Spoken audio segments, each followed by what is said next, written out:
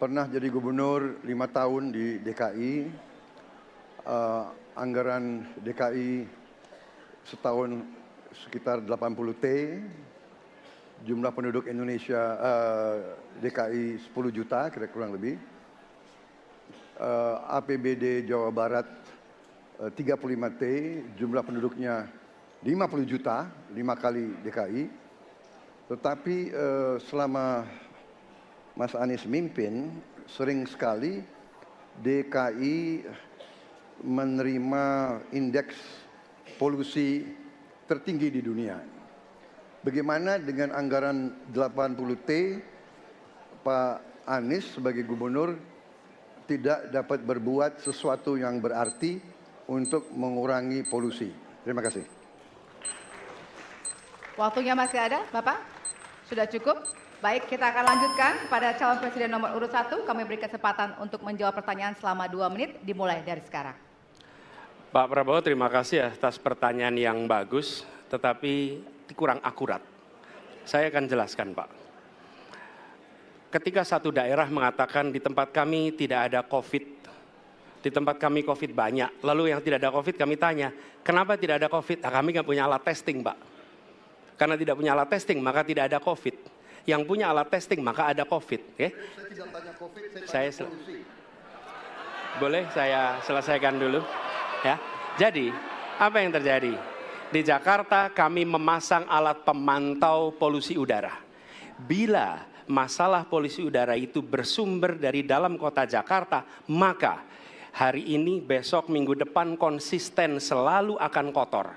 Tapi apa yang terjadi? Ada hari di mana kita bersih, ada hari di mana kita kotor.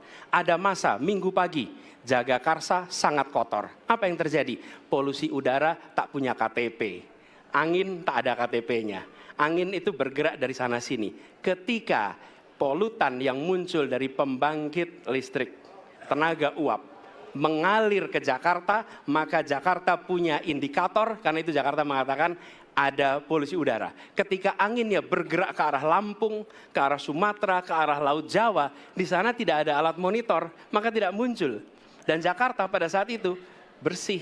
Kalau problemnya dari dalam kota saja, maka konsisten tiap waktu. Ya, kita punya masalah polusi. Karena itu kita kerjakan dengan apa?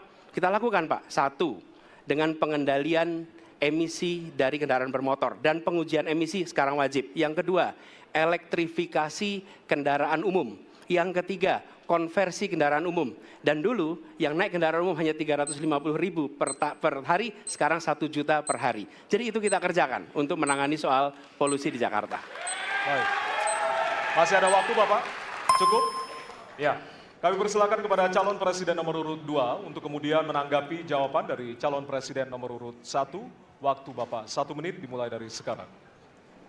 Ya susah kalau kita menyalahkan angin dari mana saja, ya. Jadi saya bertanya dengan anggaran segitu besar, jumlah penduduk, ya, langkah-langkah yang bisa dilakukan untuk dengan real dalam 5 tahun mengurangi polusi, juga di mana rakyat Jakarta begitu banyak yang mengalami sakit pernafasan. Jadi saya kira kalau kita dengan gampang menyalahkan angin, hujan dan sebagainya, ya mungkin tidak perlu ada pemerintahan kalau begitu, ya. Terima kasih.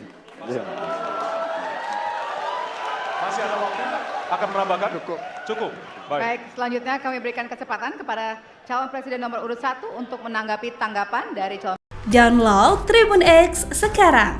Menghadirkan lokal menjadi Indonesia.